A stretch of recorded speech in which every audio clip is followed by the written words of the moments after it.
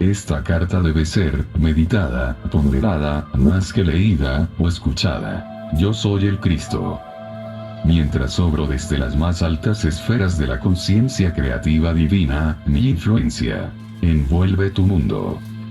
Usando una metáfora, estoy tan distante en conciencia de tu mundo como tu sol dista de la Tierra. No obstante, si me llamas con sinceridad, estaré tan cerca como sea necesario para ayudarte.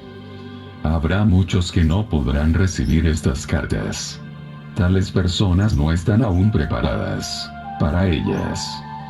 Habrá quienes intenten ahogar su existencia, puesto que sus enseñanzas serán una amenaza para su sustento religión. No tendrán éxito. La oposición reforzará estas cartas. Habrá quienes reciban estas cartas con alegría, puesto que en sus almas habrán sabido que, más allá de las religiones del mundo se hallaba la verdad, la realidad de la existencia. Estas son las personas que prosperarán y al fin y al cabo salvarán al mundo de la auto-aniquilación. Ahora seguiré mi autobiografía desde donde la dejé en mi última carta. Mi propósito al darte algunos detalles biográficos de mi entrada en la vida pública como maestro y sanador, ha sido atraer tu atención hacia mis actitudes y comportamiento de joven.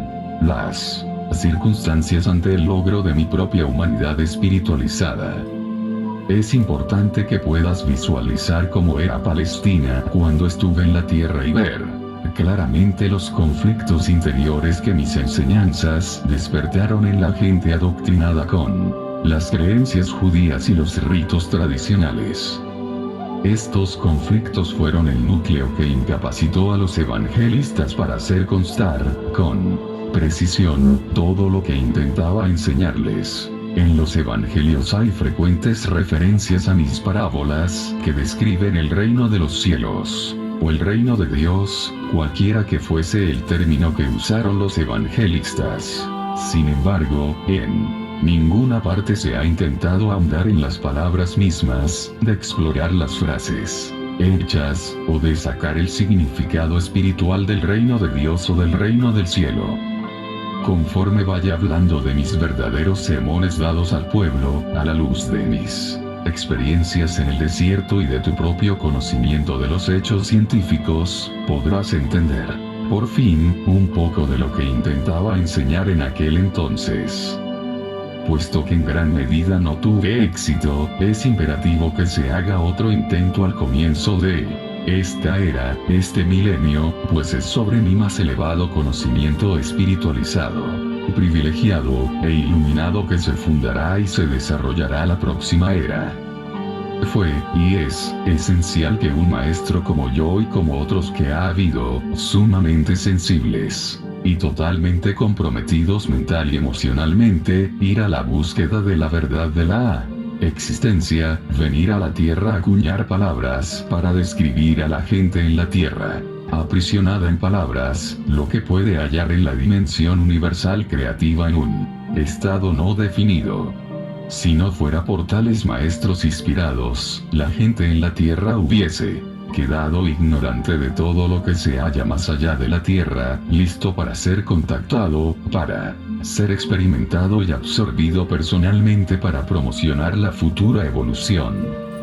No solo esto, se dice que la Biblia es el libro más ampliamente leído del mundo. En su forma presente ha servido sus propósitos. El Nuevo Testamento, como está, con todo su bagaje de malas interpretaciones, es un obstáculo para la evolución espiritual. Ya es hora de avanzar hacia una nueva esfera de percepción y comprensión mística. Puesto que me es imposible descender de nuevo en un cuerpo humano para hablar al mundo, y porque tengo otras dimensiones donde ministro, he entrenado a un alma sensible para recibir y transcribir. Es lo mejor que puedo hacer para hablar contigo personalmente. Espero que puedas recibir y aceptar esto. Todo lo que es erróneo se borra. De esto puedes estar seguro. Los incidentes y curaciones relatados en las siguientes páginas no tienen importancia. Ocurrieron pero se cuentan solamente para permitirte comprender su significado espiritual. Quiero, mientras lees, que relaciones las condiciones de hace 2000 años con tu vida y tiempos actuales. Quiero que consideres la persona de Jesús como un icono de lo que finalmente puede ser logrado por todo ser humano que está dispuesto a convertirse en un miembro fundador del reino del cielo en la tierra. Aunque la gente de tu mundo actual es supuestamente sofisticada y egocéntrica en sus conocimientos y enseñanzas modernas, versados en modales contemporáneos, y tienen nuevas maneras de relacionarse el uno con el otro, básicamente, la gente de hace tantos años era igual que tú. Estaban y controlados, motivados completamente por sus impulsos gemelos de adhesión, rechazo, deseos, repulsiones, igual que tú. Amaron, odiaron, criticaron, condenaron, calumniaron y chismorrearon, tuvieron ambiciones de subir a la cima de la sociedad, despreciaron a aquellos fracasados en la vida. En secreto eran promiscuos y se burlaban de aquellos que eran diferentes de cualquier modo a sí mismos.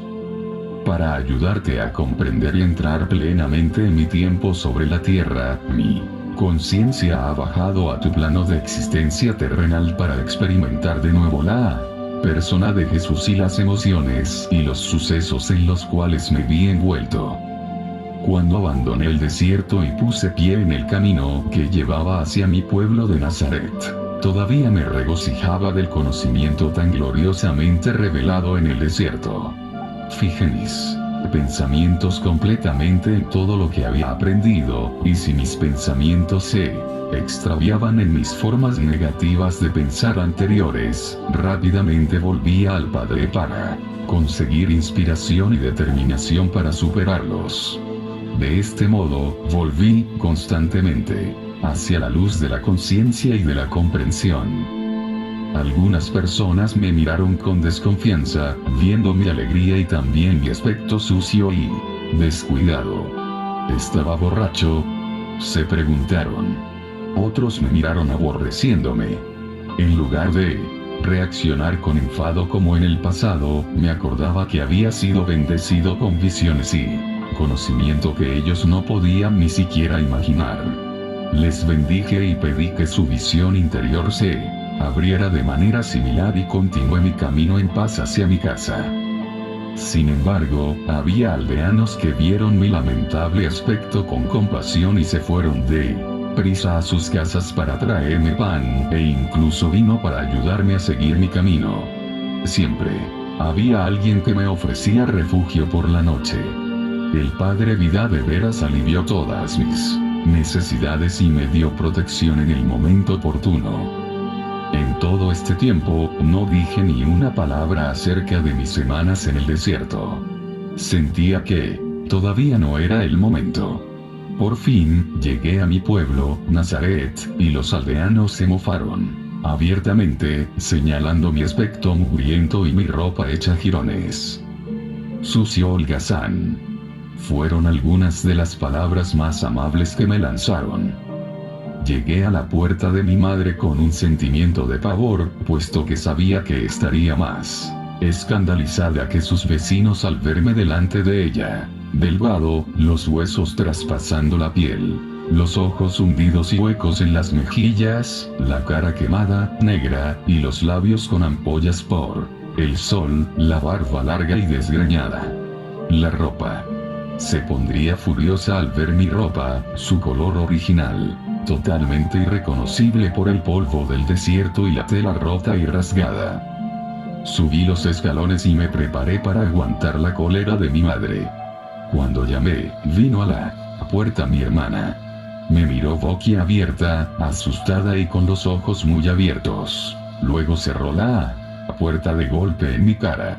La oí ir corriendo hacia la parte de atrás de la casa, gritando: «Madre, ven deprisa, hay un hombre viejo y sucio en la puerta». Escuché a mi madre refunfuñando al venir a la puerta. La abrió de golpe, se quedó inmovilizada.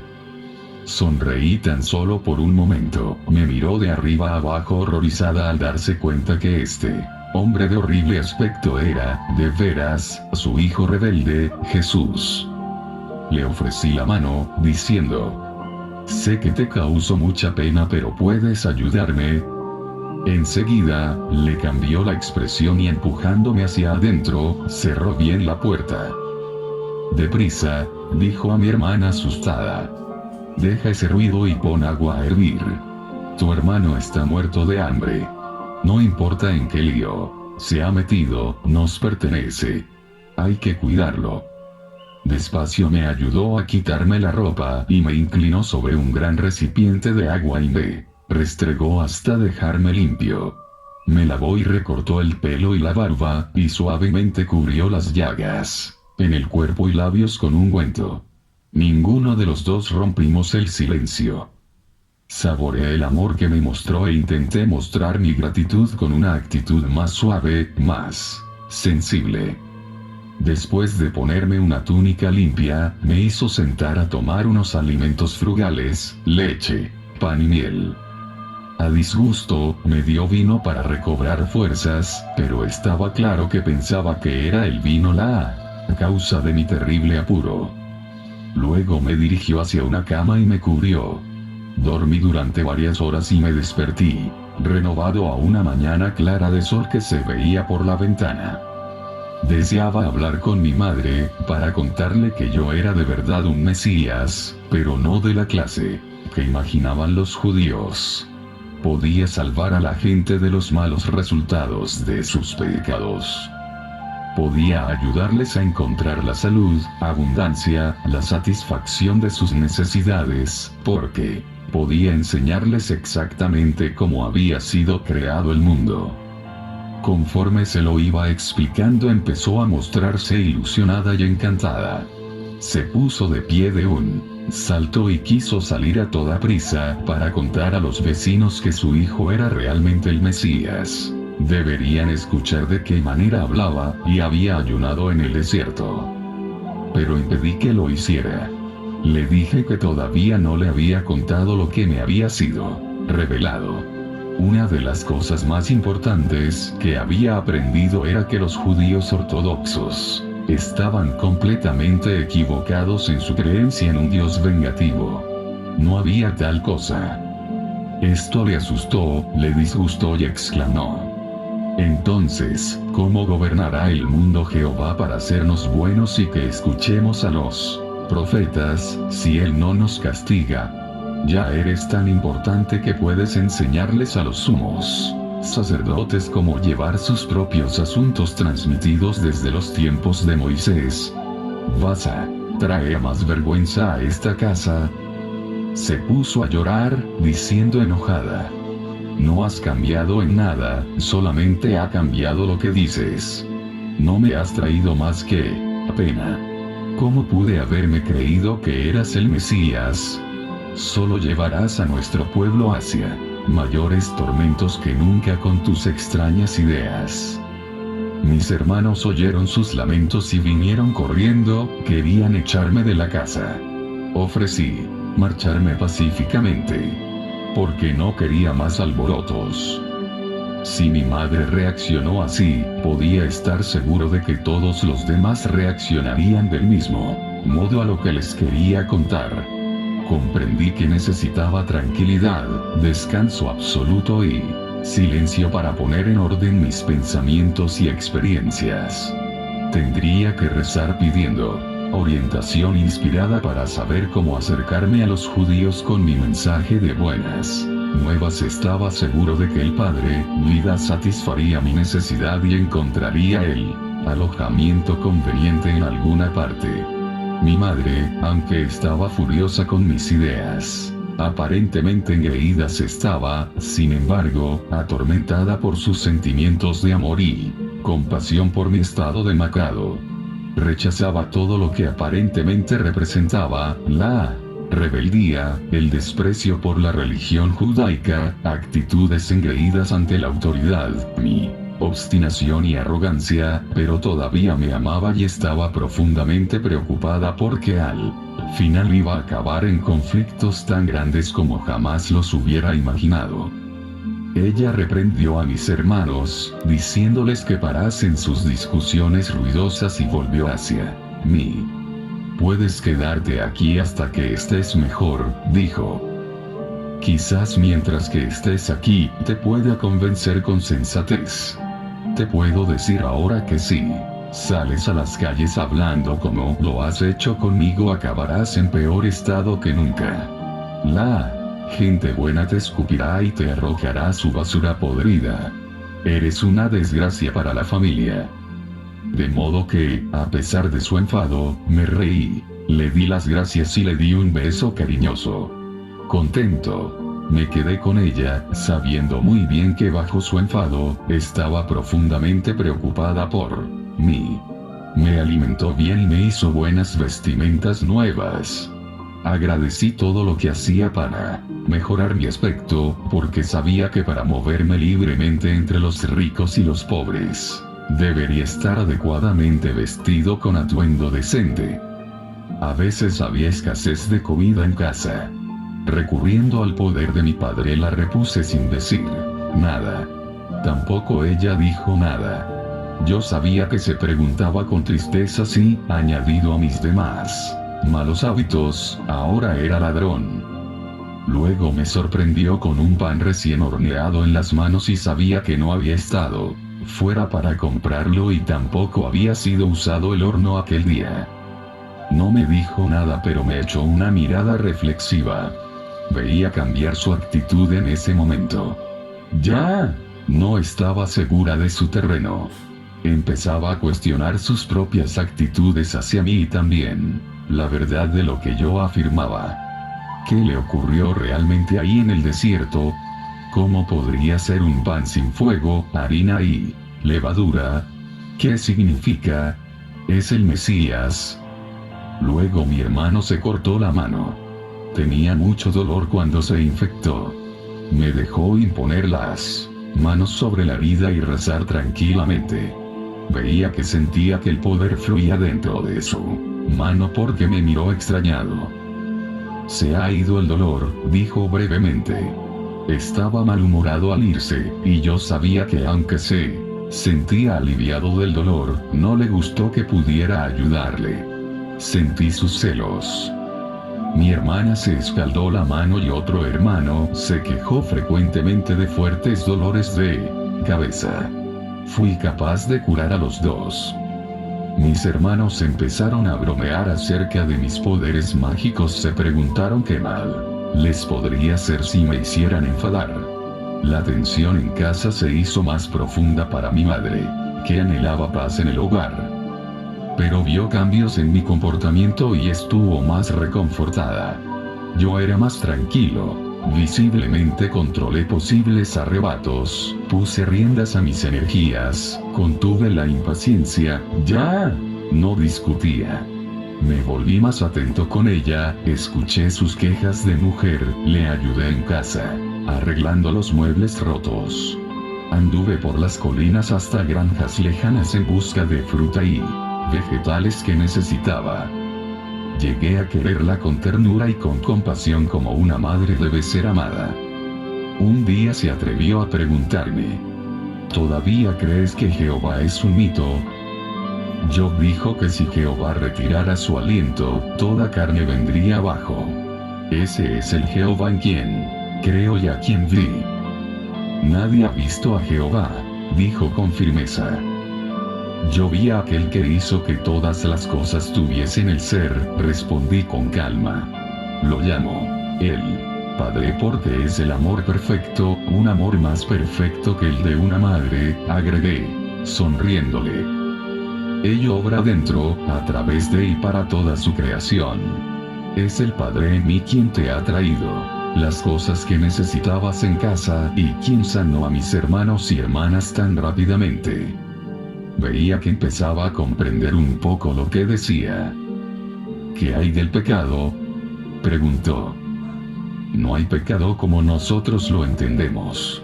Nacemos para comportarnos como lo hacemos. Tenemos que buscar una manera de superar nuestros pensamientos y sentimientos humanos porque nos separan de la protección del Padre y nos traen nuestras enfermedades y la miseria. Cuando hayamos aprendido cómo superar el yo, entraremos en el reino del cielo. Mi madre se volvió silenciosamente, claramente reflexionando sobre lo que le había dicho, pero ya no estaba enfadada. Yo sabía que estaba meditando sobre mis afirmaciones y me di cuenta que estaba poniendo al revés un mundo seguro y bien conocido. Sin su creencia en un Jehová que amenazaba con extrema venganza si el hombre fuese indisciplinado, se sentiría perdida e insegura. Se preguntaría cómo el mundo se las arreglaría si se dejara solamente a los hombres que controlaran sus propias maldades y las de los demás. Incluso los reyes y los gobernantes eran malvados en sus acciones. Si Jehová no reinara y castigara a los pecadores, ¿dónde iríamos a parar? Mientras reponía fuerzas estudié las escrituras con diligencia para poder encontrarme con los fariseos y escribas con confianza. También era absolutamente necesario que supiese lo que se había escrito del Mesías porque estaba convencido que era yo de quien los profetas habían escrito. De veras podría rescatar, salvar a la gente de la miseria, la enfermedad y la pobreza. Incluso conseguir que recobrasen la salud y la prosperidad, enseñándoles la verdad respecto al reino del cielo y la realidad del Padre. Cuando me sentí lo suficientemente preparado para salir a enseñar y sanar, para complacer a mi madre, acepté marcharme un sábado a la sinagoga de Nazaret y hablar con la congregación. Como era la costumbre, me puse en pie y me dieron para leer a Isaías. Escogí el texto que profetiza sobre la venida del Mesías, que libertaría a los judíos de todo tipo de esclavitud. El Espíritu del Señor está sobre mí, porque el Señor me ha ungido para dar la buena noticia a los pobres. Me ha enviado para proclamar la amnistía a los cautivos, y para recobrar la vista a los ciegos, para dejar en libertad a los oprimidos, para proclamar el año de gracia del Señor. Luego me senté diciendo: hoy habéis visto esta profecía cumplida en mí. Esto produjo conmoción y los hombres me miraron atónitos, pero yo seguí hablando sabiendo que mi Padre me diría qué decir. Vinieron las palabras sin vacilación. Hablé de mi experiencia en el desierto y narré mi visión del niño que crecía hasta ser hombre. Todo el tiempo, sin saberlo, envolviéndose en correas y cadenas mentales, y así se iba quedando ciego y encarcelándose en una oscuridad interior, apartándose de Dios. Expliqué que al hacer eso, se exponía a la opresión de conquistadores, a la esclavitud, a la pobreza y a la enfermedad. Puesto que Dios es luz, dije, y la luz es la sustancia de todas las cosas visibles. Y la luz es el amor que hace todas las cosas para que las disfrute el hombre. Todas las bendiciones de abundancia y salud estaban disponibles gratuitamente para el que amara a Dios con la mente, el corazón y el alma y que viviera estrictamente según las leyes de Dios. Cuando terminé, hubo un gran silencio en la sinagoga. Sentía que la congregación había experimentado algo extraño y poderoso que les había elevado a un plano más alto de pensamiento y no quise que nada interrumpiera la tranquilidad trascendente de aquel momento. Luego empezaron a murmurar entre ellos. Se preguntaron quién era. Algunos estaban convencidos de que era Jesús, la persona cuya familia se conocía bien en la aldea, pero otros no lo podían aceptar, puesto que había hablado con autoridad. Desgraciadamente, sentí despertar mis antiguas reacciones hacia estos hombres religiosos. Sabía que me habían despreciado antes, de modo que esperaba su rechazo. Mis viejas actitudes de desafío volvieron y se pusieron furiosos conmigo. Por mis propias reacciones humanas, invité al desastre. Y casi lo conseguí. Los más jóvenes, alentados por los mayores, corrieron hacia mí y me arrastraron hasta lo alto del acantilado para arrojarme a la muerte, pero recé a mi padre para que me salvara. De repente, parecían tan alterados que apenas sabían qué hacían y se volvieron unos contra los otros, y pude escabullirme y escapar. Fue extraño. Parecía que no se daban cuenta de que me iba.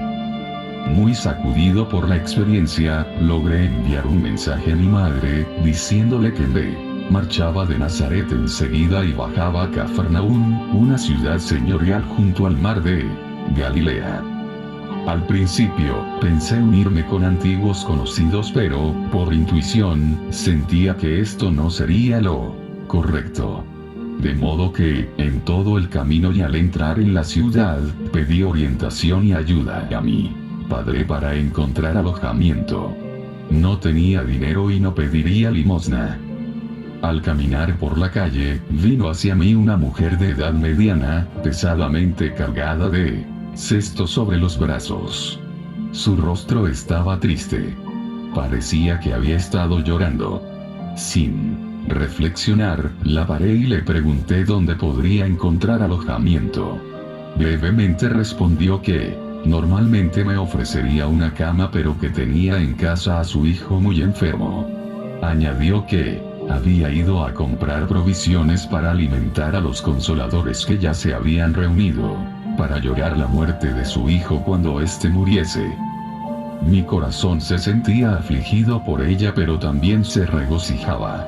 Enseguida había sido dirigido hacia alguien a quien podría ayudar.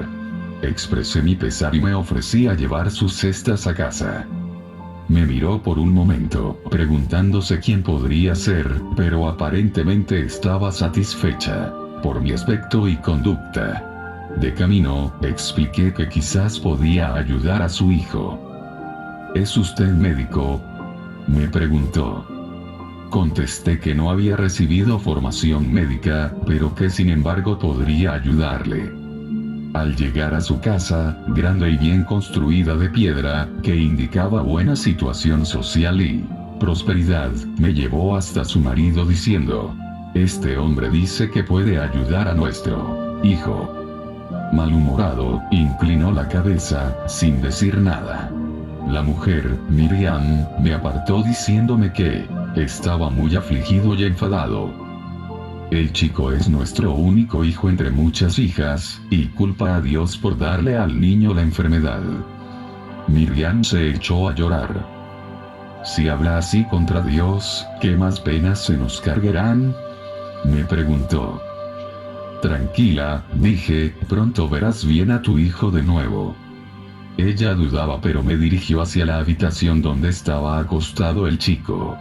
Hacía calor, el ambiente era sofocante y estaba lleno de tristes acompañantes charlando. Pedí a la madre que desalojara la habitación, pero los visitantes se resistían. Querían ver lo que iba a suceder y solamente se marcharon a disgusto cuando Miriam llamó a su marido para que les hablase. Les oía discutiendo con el padre en la habitación de al lado. ¿Qué pensaba que podría ser ese hombre, si el médico no había sido capaz de ayudar al chico? El padre entró en la habitación para verlo él mismo. Su hijo estaba más pálido que un muerto y tenía mucha fiebre. La madre explicó que no retenía la comida y que tenía suelto el vientre. Estaba así desde hacía varios días, había perdido mucho peso y el médico había dicho que nada más podía hacerse. Probablemente moriría. Puse las manos sobre la cabeza del niño y recé, sabiendo, y silenciosamente dando gracias de todo corazón porque la vida del padre fluiría a través de mis manos y dentro de su cuerpo. De este modo el trabajo de curación se llevaría a cabo. Sentí calor extremo y un hormigueo en las manos, y el poder vertiéndose en su frágil cuerpo. Me sobrevino una oleada de gratitud. Qué grande, qué maravillosa era la vida del padre al soltarla para hacer su trabajo natural de curación. Su madre y su padre, angustiados, preguntándose qué ocurriría, se habían cogido de la mano y miraron con gran atención. Al ver cómo el color de su hijo gradualmente cambiaba del blanco a un rubor manzano, exclamaron atónitos deleitándose. Después de algún tiempo, el niño me miró, diciendo alegremente: «Gracias, estoy bien ahora. Tengo hambre y quiero comer algo». Su madre se rió de contento abrazándole, pero también algo preocupada. «No puedo darte comida, hijo mío. El médico se enfadaría». Le había avisado que no tomara nada excepto agua. Sonreí y dije: «Está curado. Le puedes dar pan y vino, y lo aguantará». Su padre, Sedequía, se regocijaba de gratitud. Después de abrazar a su amado hijo, se volvió hacia mí y me dio la mano calurosamente, dándome palmaditas en el hombro sin parar. Meneando la cabeza, era incapaz de hablar por las lágrimas que corrían por sus mejillas. Recobrando la compostura, pasó al salón y dijo a la gente: «Mi hijo, casi muerto, ha recobrado la plenitud de vida». Un gran clamor de júbilo, regocijo, incredulidad, preguntas, risas y felicitaciones siguieron a sus palabras. La madre del niño se quedó parada, y la cara toda sonriente. Después de eso, no hubo necesidad de pedir alojamiento. Cuando Sedequía contó a los atónitos acompañantes que el chico estaba curado, y el joven mismo apareciera sonriente en la puerta, pidiendo comida de nuevo, todos los acompañantes me rodearon y me invitaron a sus casas. Sin embargo, preferí quedarme con el padre del niño, que decía que tenía muchas preguntas que hacerme. Esperaba que se las pudiera contestar. Después de colocar sobre la mesa la comida y el vino, todo el mundo fue invitado a comer hasta saciarse. Sedequía se sentó y me hizo su primera pregunta. Dijo: «Has hecho algo que ningún sacerdote ni médico podría hacer. La curación proviene solamente de Dios.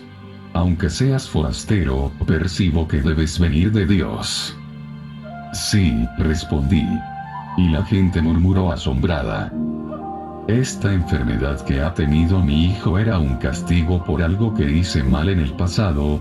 ¿Y cómo podría cometer un pecado tan grave que Dios quisiese quitarme mi único hijo? Muchas de las personas asintieron con la cabeza al escuchar estas palabras. «Has hecho la pregunta que más quisiera contestar, Sedequía. Dios nos da la vida y el ser. No nos la arrebataría como un hombre arrebatará algún tesoro a otro porque está enfadado con él. Así se comporta el hombre, no Dios. Y Dios no está sentado sobre un trono en alguna parte del cielo como se sientan los reyes en sus tronos gobernando a la gente. Este es el proceder humano y una creencia humana, no la verdad. La manera de Dios está muy por encima de cualquier cosa que la mente humana pudiera concebir o imaginar. Solamente yo he visto aquello que nos ha dado el ser y sé que ello no es la clase de Dios que nos enseñan los rabinos. Vi que ello es el amor perfecto y por esta razón prefiero hablar del Padre puesto que he visto que obra dentro de cada ser vivo, manteniéndolo en un estado de buena salud, tal como un padre humano trabaja para mantener a sus hijos bien alimentados, vestidos y protegidos, dentro del calor de un hogar. Lo he visto dentro de todas las cosas del mundo. ¿Cómo puede ser?, preguntó un hombre dudando. No es posible que un ser individual de ninguna clase esté en todas partes al mismo tiempo.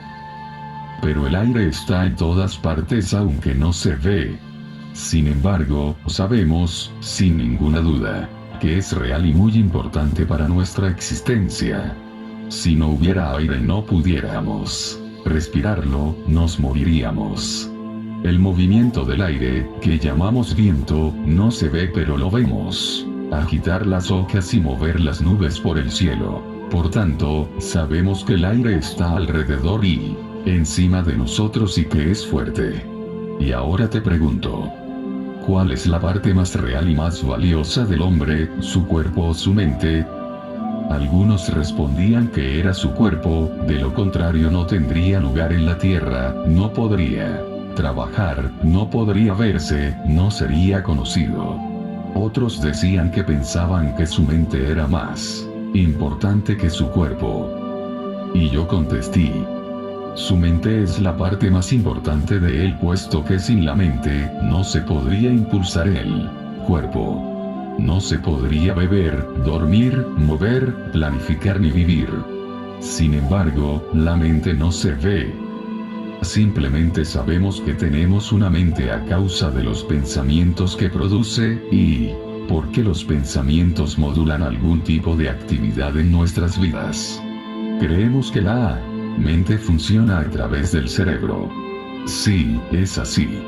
Puesto que ¿cómo podría el cerebro, nacido de la carne, producir pensamientos, sentimientos, ideas o planes?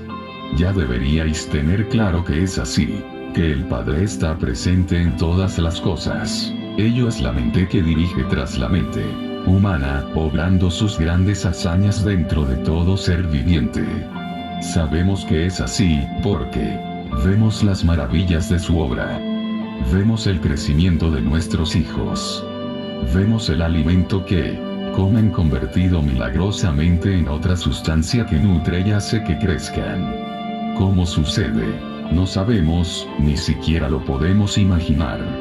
Si lo supiéramos, seguiríamos sin saber qué puso en marcha tal proceso de vida tan importante dentro de los cuerpos vivos de cada especie. Mira, qué maravillosamente son diseñados y creados los cuerpos de cada especie, expresamente para transformar la clase de alimentos que comen en nutrición que hace que crezcan el hueso, la sangre y la carne. Ya que tú nos demuestras estas cosas, vemos que son verdaderamente maravillosas, exclamó un joven. Lo son. Lo son. Vemos a los jóvenes cuerpos pasando por sus varias etapas de desarrollo, y vemos a sus mentes al compás del desarrollo físico hasta que los mozos y las jóvenes empiezan a anhelar encontrar pareja y a convertirse en padres ellos mismos. Luego se cumple la gran obra de concepción y el crecimiento de la semilla dentro de la matriz continúa hasta que el niño llega a su pleno desarrollo. Pensad, ¿quién determina todo este constante crecimiento tan metódico dentro de la mujer? ¿De dónde vienen los planes que gobiernan el correcto desarrollo de la cabeza, el cuerpo y los miembros, los cuales no varían de una mujer a otra, y de una especie a otra? ¿Quién decide el momento exacto del comienzo del nacimiento, los medios físicos por los cuales el niño sale de la matriz, la provisión de la leche para el niño? Pensad, ¿es la madre? No, no es la madre. Ella no es más que testigo de todo lo que ocurre dentro de ella desde el momento en que su marido haya estado con ella y haya sembrado su semilla para unirla con la suya. Dios hace todas estas cosas desde lejos. Sus pensamientos alcanzan a cada hombre y mujer para decidir cuándo estas cosas deben ocurrir. No, es el poder creativo de la mente, la vida inteligentemente amorosa que está dentro de toda cosa viva la que realiza todo este trabajo. Vemos el amor de los padres hacia su descendencia, sea ave, animal u hombre. ¿De dónde viene ese amor? Proviene del poder de la mente creativa, el amor perfecto del Padre que está dentro de nosotros. Es porque el Padre hace el trabajo en las plantas, los árboles, las aves, los animales y en el hombre en sí, que hoy estamos aquí, vivos, respirando, comiendo, durmiendo, teniendo hijos, envejeciendo, y luego muriendo para pasar a otro lugar más feliz. Todo esto es el trabajo del Padre que está activo dentro de nosotros. ¿Cómo se puede negar la verdad de todo lo que os he dicho esta noche? Hoy, habéis visto a un joven moribundo vuelto a la plenitud de la vida en poco tiempo. ¿Fui yo quien le curó? Nada de eso. Por mí mismo no puedo hacer nada. Fue la vida, que es el Padre activo dentro de todas las cosas, que vino con toda su fuerza para reparar un cuerpo enfermo y traerlo de regreso a la plena salud, porque yo creí que ella lo haría y no dudé. Hubo suspiros de satisfacción en el salón. Nueva luz, nuevo interés, incluso se veía una nueva dulzura en sus caras. ¿Por qué, entonces, sufre el hombre tan lamentablemente?, preguntó Miriam. Porque cuando el hombre es concebido, cuando la vida toma forma dentro de la semilla, ella toma la humanidad, la cual lo separa de cualquier otro individuo en el mundo, para hacerlo una figura aislada, no unido a ningún otro, solitario, íntimo, su propia persona. Ello es sujeto a, es controlado por dos fortísimos impulsos en su naturaleza terrenal: el de aferrarse a todas aquellas cosas que tanto desea y el de rechazar y apartar todo lo que no quiere. Estos dos impulsos básicos en el hombre están presentes en cada cosa que hace a través de su vida y son enteramente responsables por los apuros que se buscan. Aunque el Padre está activo dentro del hombre, él no tiene nada de humanidad dentro de él. Por tanto, el Padre no sostiene nada, no rechaza nada, no condena nada, ni siquiera ve la maldad. Todo lo que hace el hombre que él llama pecado es tan solo de este mundo y se castiga solamente en este mundo, puesto que es una ley de la existencia terrenal, como sabéis, que todo lo que se siembra es lo que se cosecha. Dado que el hombre extrae su vida y su mente de la del Padre, el hombre mismo es creador en pensamientos, palabras y acciones. Lo que piensa, dice, hace y cree, se le devuelve de la misma manera más adelante. No hay castigo del Padre, cualesquiera que sean las penas que lleguen a la humanidad, proceden enteramente de su propia obra. La gente susurraba que esta era totalmente una nueva enseñanza y que tenía aún más sentido que todo lo que les habían enseñado antes. Varias voces me exhortaban a contarles más. Te digo, en mí has visto la vida activa como curación. Sígueme y oirás del camino que debes seguir para encontrar la felicidad. En mis palabras encontrarás la verdad de la existencia hasta ahora no revelada por ningún hombre. Se ha dicho del Mesías que contará los secretos que han estado ocultos desde el comienzo de la creación. Te digo, en verdad, que estos secretos los oirás de mí. Si escuchas atentamente, y captas su significado, y pones en práctica su verdad, y te aferras a sus leyes, serás hecho nuevo y entrarás en el reino del cielo. Después de hablar, la gente permaneció callada durante un momento y luego hubo un clamor de conversación emocionada, pero Sedequías se puso de pie y dijo que era hora de que la casa se calmara. Su hijo necesitaba dormir, y su mujer y sus hijas también estaban cansadas de tanto llorar. Se planeaba que a la mañana siguiente bajase al puerto y se me trajese a la gente enferma. Y así podía lanzarme a la misión y todo se arreglaba rápidamente de la mejor manera posible. Parecía que si no curaba, no habría interés ni aprobación de todo lo que se les había contado. La curación demostró la verdad de lo que quise enseñar, y mis enseñanzas explicarían las razones por las que era capaz de traerles la curación del Padre. Al despertar a la mañana siguiente, me sentía maravillosamente vivo con la expectación de las cosas maravillosas por venir. Después de desayunar, salí con Sedequías hacia el puerto, con el corazón radiante por el amor hacia todos los que pasaban. Les saludé cálidamente, diciéndoles que tenía buenas noticias para aquellos que quisieran escuchar. Al llegar al muelle, encontré a hombres, mujeres y niños sentados en el suelo, esperando mi llegada. Algunos extendieron las manos implorando. Parecían muy enfermos, algunos lisiados, y muchos otros cubiertos de llagas. Su estado lastimoso me dañaba el corazón, pero ahora también podía regocijarme porque sabía que no era la voluntad del Padre que estuviese así. Todo lo contrario. El Padre era Él mismo. Toda curación, toda salud, todo bienestar. Esto lo había comprobado la noche anterior y en mi casa. Estaba exultante porque podría demostrar esta maravillosa verdad a las multitudes que me rodeaban. Una cara vieja y triste me llamó la atención. Era arrugada, flaca y torcida. Fui hacia ella y, arrodillado a su lado, coloqué mis manos sobre su cabeza y enseguida el flujo del poder del Padre a través de mis manos vibró por su cabeza hasta que sacudió todo el cuerpo con la fuerza de la vida dando energía a sus miembros. La gente viendo esto se quedó atónita, y algunos se preguntaron qué podría estar haciéndole, pero otros callaron sus objeciones.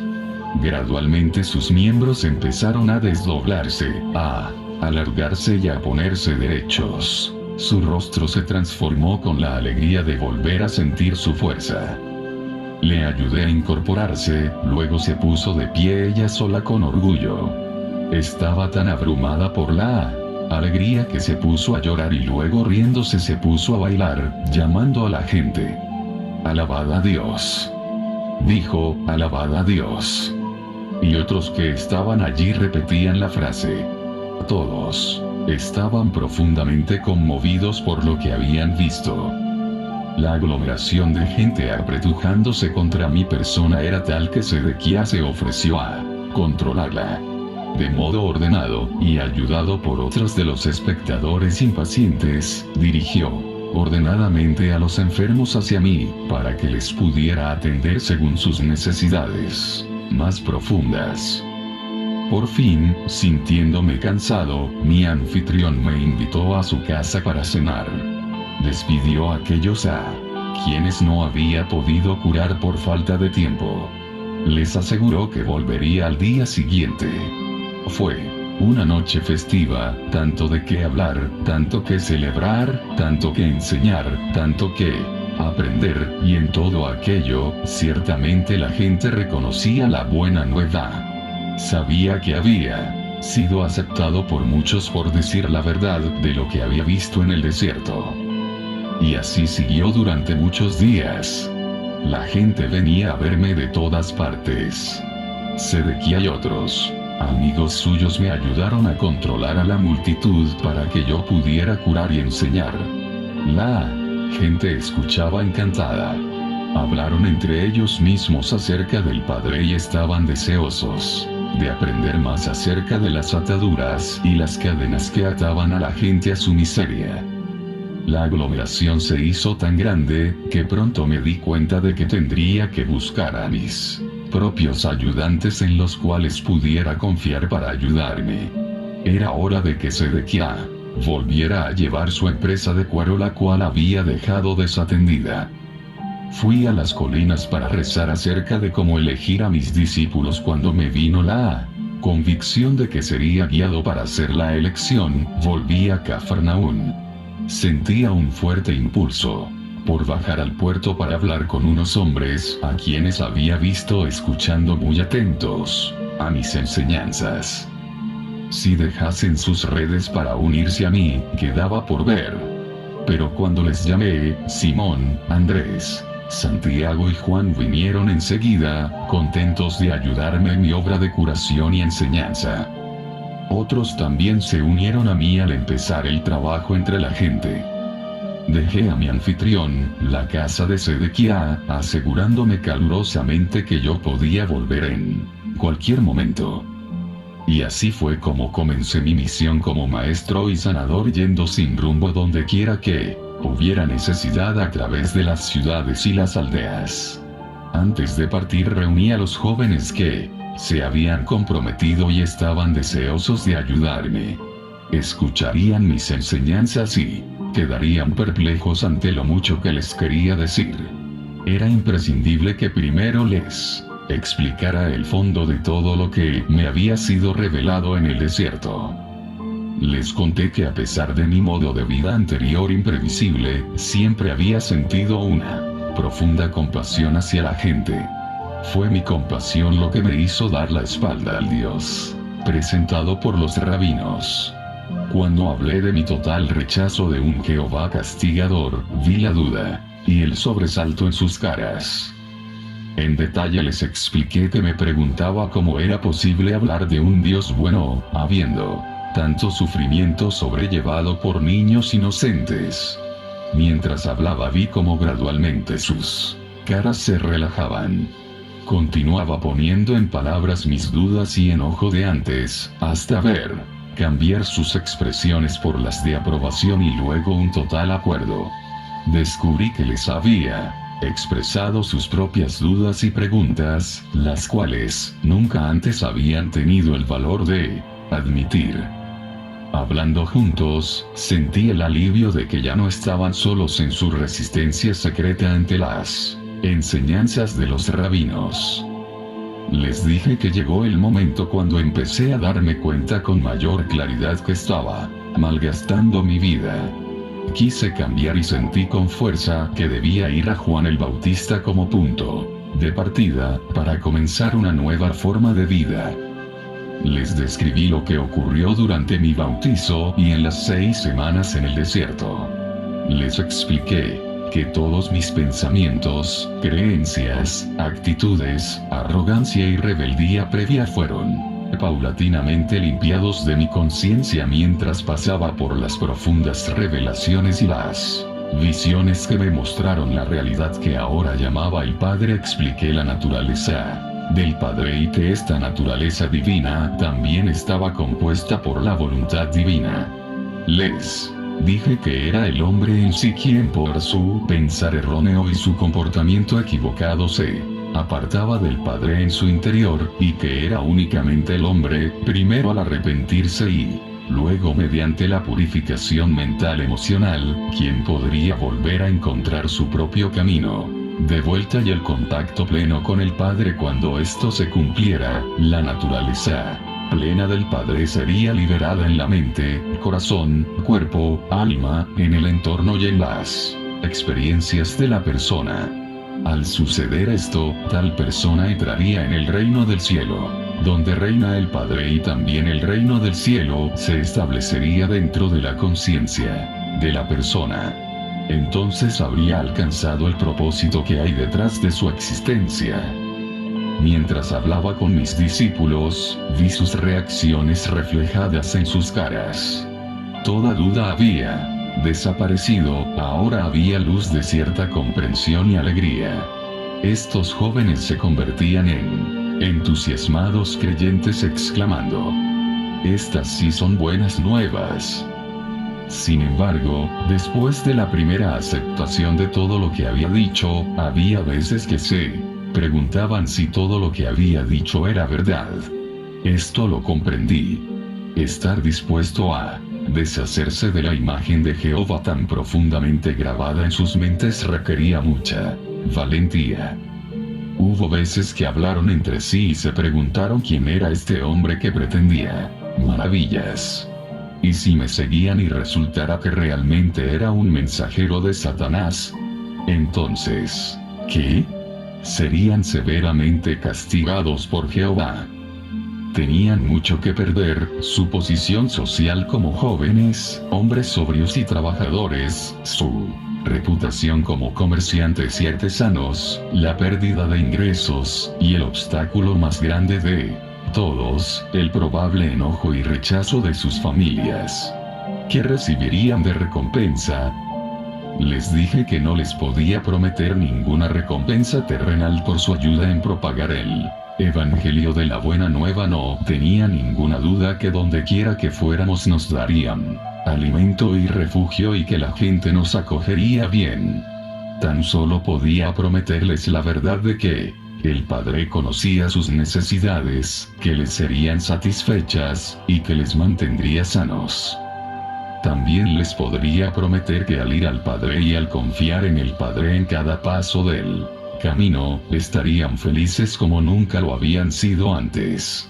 Experimentarían el reino del cielo ellos mismos según el punto en que echasen a un lado las exigencias del yo y sirvieran a los demás. Serían testigos de las curaciones, y éstas les aumentarían la fe y les darían la valentía para sobrellevar las incomodidades del viaje. Y así empezamos nuestra misión de propagar la buena nueva del Evangelio del Reino. Envié a estos hombres jóvenes delante de mí a la ciudad que habríamos de visitar. Al entrar, se le decía a la gente que se juntase para escuchar la buena nueva del reino del cielo. La gente se quedaba sorprendida y querían saber más, pero los discípulos les instaban a que trajesen a los amigos y vecinos y que se enteraran al llegar Jesús, y que habría curaciones para su gente enferma. Ilusionados, muchos corrían para ayudar a difundir la buena noticia y pronto estaban juntos formando una gran multitud. Yo, que me había rebelado con tal pasión contra las homilías religiosas con caras largas, amenazando violencia, castigos y condenación para los pecadores, ahora caminaba con alegría para encontrarme con estas multitudes. Tenía mi buena nueva para compartir con ellas, para animarles el día, y sanación de los malestares y aflicciones, para llenar de alegría sus vidas. Donde antes me movía entre la gente de manera egoísta y con las manos vacías, aceptando su buena voluntad y a veces sus limosnas con poca gratitud, venía ahora con una abundancia de posibilidades vivificantes para todos aquellos dispuestos a escuchar mis palabras y a tomar pasos para mejorar su calidad de vida. Quiero que tú que estás leyendo estas páginas, comprendas plenamente mi posición en aquel momento, mi estado de conciencia después de mi iluminación en el desierto, y la persona que yo presentaba a mis paisanos como Jesús. Ha habido tantas conjeturas que estoy a punto de contarte la verdad. Nací teniendo, al madurar, un buen físico, con fuertes rasgos aquilinos, un intelecto extraordinario, una afición por la mímica y la risa, pero, como tantos de vosotros hoy, no cuidaba mis talentos terrenales. Al entrar en el desierto, mi cara y mis modales podrían llamarse degradados de lo que deberían ser. Mientras que había empezado a examinar y a rebelarme en contra de lo que me había convertido, mi intelecto también había padecido por el mal uso, constantemente ocupado en discusiones y discordias sobre la religión y entregándome al habla frívolo e irrespetuoso. La gente se reía conmigo. Caía bien a la gente con quien frecuentaba, pero por supuesto no me respetaban. Por eso fue el asombro de aquellos que me habían conocido, cuando les hablé en la sinagoga de Nazaret. Mientras mi madre me atendió para recobrar la salud, hice poderoso uso del conocimiento y la iluminación que me fue dado en el desierto. Esto me hizo volver a ser el hombre que debiera ser. Cuando empecé mi misión, era completamente consciente de que era el único con el supremo conocimiento de los secretos de la creación y de la existencia en sí. Por lo tanto, podría decir con toda confianza: nadie, excepto yo, ha visto al Padre. Sabía que todo en lo que creían los hombres de todo corazón era falso, no era la verdad. Sabía que yo había sido especialmente hecho y diseñado por el Padre para esta misión. Había sido bendecido abundantemente con la energía física, la vitalidad del habla y la habilidad de idear parábolas llenas de significado, para hacerme capaz de transmitir el mensaje con éxito y de tal modo que nunca fuera olvidado. Además de eso, comprendí a mis paisanos muy bien debido a la larga asociación con ellos y conocía sus esperanzas más abrigadas, sus temores más desesperados. Sabía lo que les hacía reír y lo que les llevaba a la mímica y a la mofa de los ricos y pomposos. Sabía también con qué profundidad tantos jóvenes y mayores sufrían con valentía y en silencio. Conocí y experimenté una profunda compasión por el pueblo que vivía atemorizado o soportaba el látigo verbal de los fariseos y se inclinaba ante las leyes de impuestos de los romanos. Sabía cómo su orgulloso espíritu judío fue herido por los gentiles conquistadores, a quienes estuvieron obligados a ser honores con los saludos verbales, de mano o rodilla, y sin embargo a quienes despreciaban tras las puertas cerradas. Sabía y comprendía completamente las vidas y el pensamiento del pueblo. Antes había pensado sus pensamientos, había sentido sus resentimientos, sobrellevado su clase de angustias en los momentos de carencia, me había sentido impotente en las garras del gobierno romano.